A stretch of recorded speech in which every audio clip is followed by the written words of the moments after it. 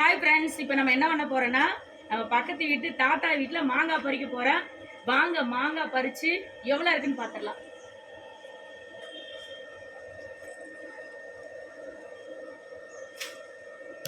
மாங்காய் பார்த்தீங்களா?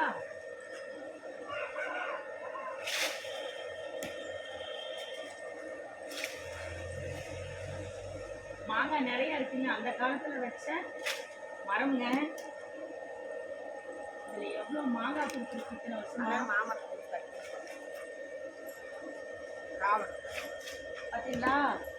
வாங்க எவ்வளோ மாங்காய் இருக்குன்னு பார்த்துடலாம். அப்படியே இங்கே வாங்க,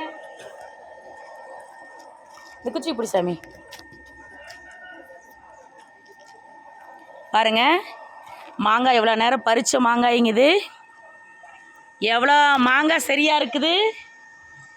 அப்படியே சரி பண்ணி இதெல்லாம் பறித்து பொறுக்கி எடுத்தங்க மாங்காய். பார்த்தீங்களா? இதை விட அங்கே பாருங்கள், மரத்தில் இன்னும் பறிக்காமல் நிறையா இருக்குங்க.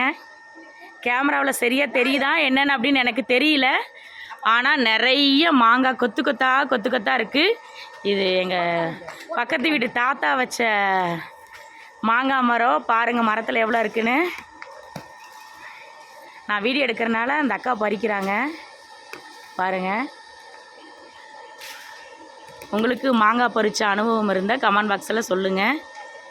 நாங்கள் இவ்வளோ நேரம் பறித்த மாங்காய் இது. எங்கே காண ரெண்டு பேர்த்தையும்?